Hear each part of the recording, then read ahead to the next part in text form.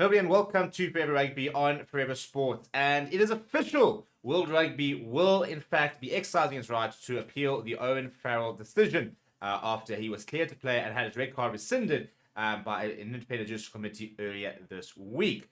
That has just happened. So before we go into some of the details and go through the pretty short but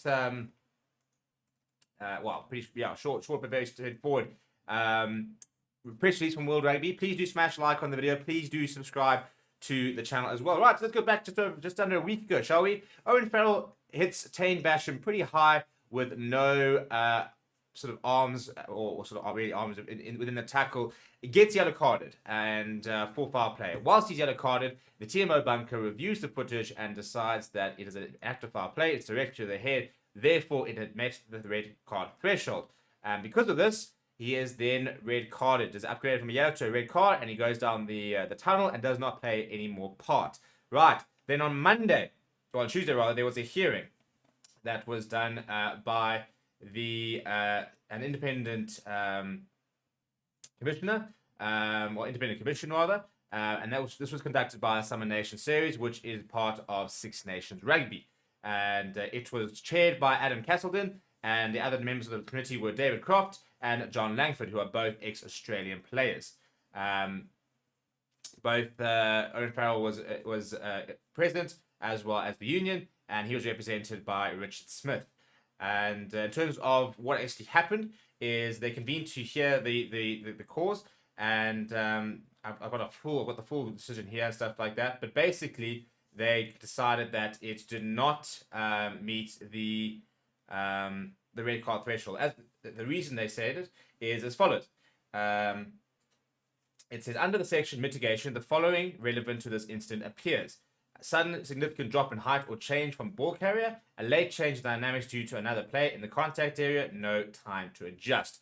The other player with regards was Jamie George, and they then said, therefore, having regard to the totality of the evidence before us, we are satisfied on the balanced probabilities that the decision of the FPRO, so the national officials, to upgrade the other card to red card was wrong. Accordingly, the red card is dismissed and the player is free to resume playing rugby immediately. In reaching the conclusion, it's important to record that no criticism basically go on to say that they don't want to criticize the referees. Interestingly enough, when it comes to the decision, Owen Farrell admitted that there was foul play, but argued that there was not enough to justify the red card itself. And so based on Tuesday, he was free to play. Now, yesterday we did a video, and there was some news coming out saying that World Rugby was set to exercise its right to override the decision, basically, and to appeal the independent disciplinary decision and create their own hearing. That has officially been confirmed. This is the press release that has been sent out by World Rugby. It says here, World Rugby has today confirmed it will exercise its right to appeal in regard to the Owen Farrell independent decision, disciplinary decision. World Rugby has today confirmed to the Rugby Football Union and Six Nations Rugby that it will exercise its right to appeal in regard to the Owen Farrell disciplinary decision following a careful review of the Independent Judicial Committee's full written decision, which I've just quoted from, received on 16th of August, which was yesterday. World Rugby supports the important role that the independent disciplinary process plays in upholding the integrity and the values of the sport, particularly regarding foul play involving head contact. Player welfare is the sport's number one priority, and the head contact process is central to the mission at the elite level of the sport. Having considered the full written decision, World Rugby considers an appeal to be warranted. In line with the provisions set under Regulation 17, an independent appeal committee will be appointed to determine the matter at the earliest possible opportunity. Further details regarding the hearing, including appointments and date, will be confirmed by Six Nations Rugby. So, given the fact this has come out this morning, it's very unlikely this will happen within the next 24 hours, which means that chances are Owen Farrell will be free to play this weekend unless they can get a hearing together basically for tomorrow. That is about the only chance that there is of having this matter solved before the weekend.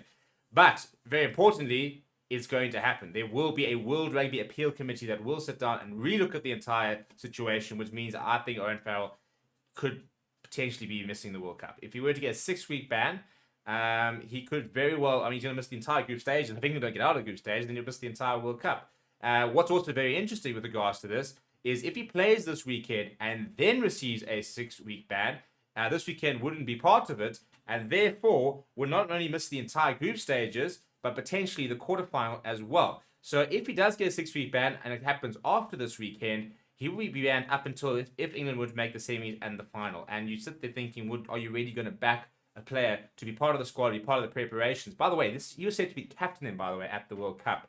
Are they going to continue to have him within the squad, given the fact that he won't be available until a semi-final, basically, if he does receive a 6-week ban? So it's going to be very interesting to see exactly what happens. I think World Rugby are correct in appealing it. I think that it's good to see that they are going to.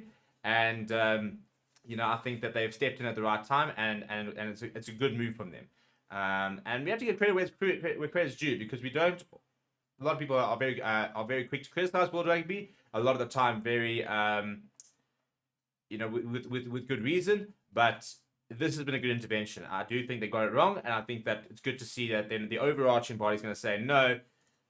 We respect your process, but you've gotten it wrong. We're then going to have our own appeal system. And even if it comes to the same decision, at least they've gone through the correct processes and making sure that they are reaching the correct conclusion. Let me know what you think about the entire situation down in the comments below. Please do smash like on the video. Please do subscribe to the channel as well. Thank you very much for watching. My name is Steven, and I'll chat to you soon.